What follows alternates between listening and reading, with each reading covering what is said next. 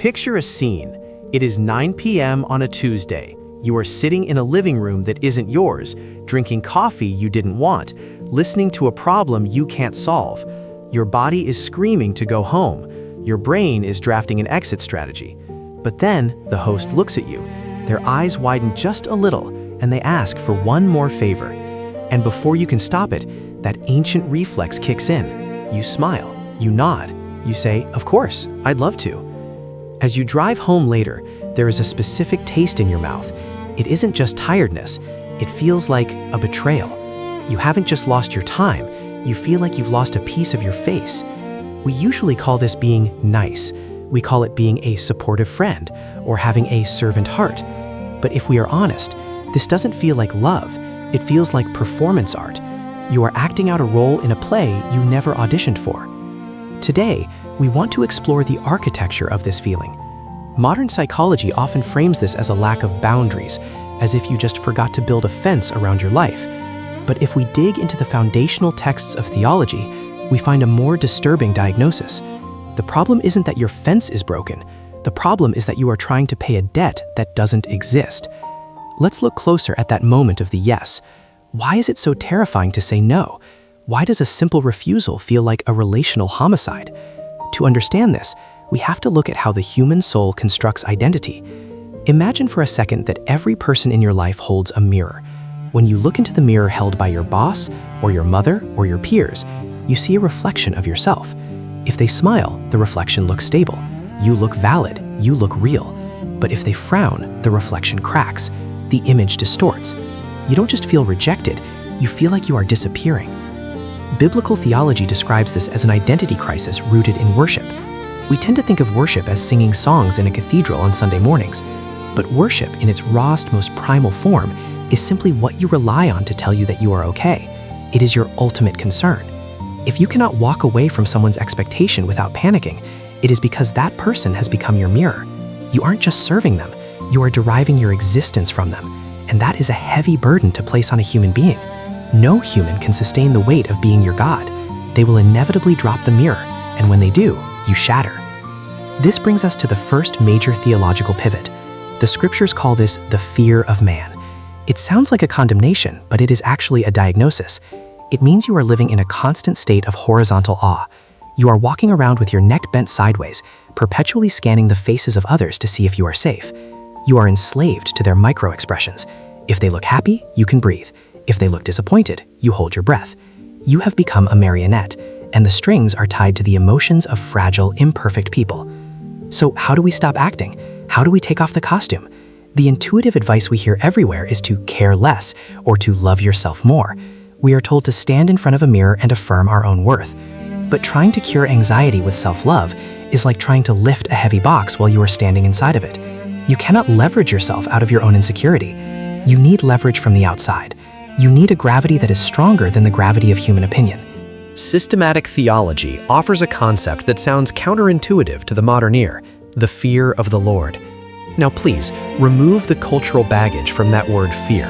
In the ancient wisdom literature, this wasn't about being scared of a ghost in the attic. It was about scale. It was about magnitude. Think of it like astronomy. When you stare at the sun, you can no longer see the candle flickering on your desk.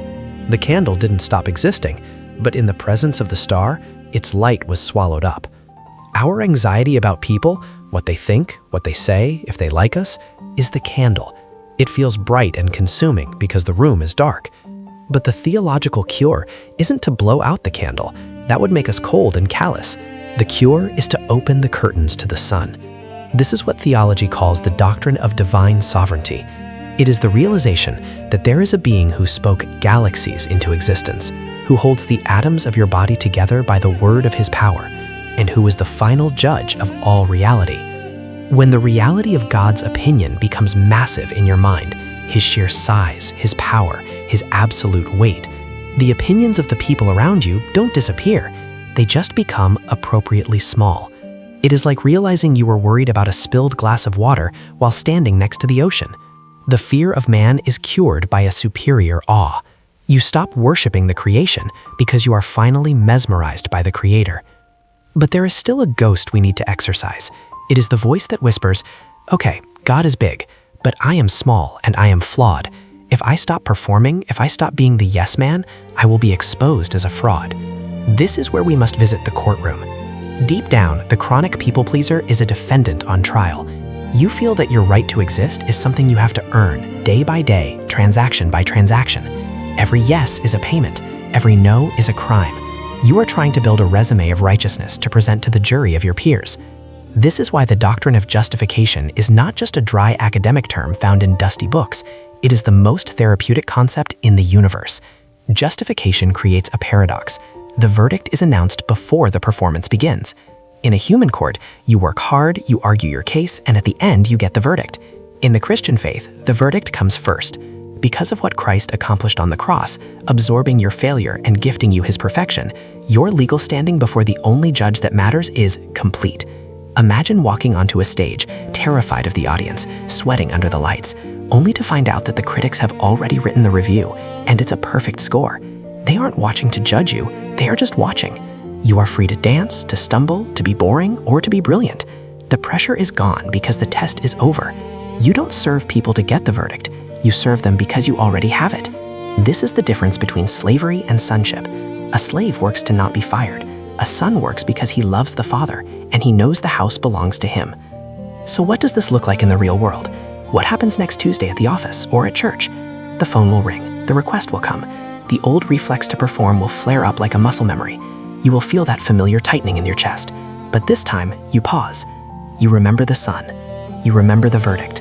You remember that you are not an actor on a stage anymore. You don't need this person's applause to verify your existence. You might say yes, but if you do, it won't be because you are afraid. It will be because you genuinely love them and want to serve them from a full heart, not an empty one. Or you might say no. You might say, I would love to help, but I can't do that right now. And you will say it without trembling. And if they get mad, if they withdraw their approval, it will hurt. We are human and rejection always stings. But it won't destroy you because your foundation isn't built on their reaction.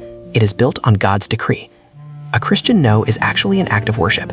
It is a way of saying there is only one God on the throne of my life, and his name is not my boss, my spouse, or my best friend. It is a declaration of freedom. You are stepping out of the small, suffocating room of human opinion and stepping into the vast open air of God's grace. So stop seeking applause from hands that were not nailed to the cross for you. You are free. You are justified.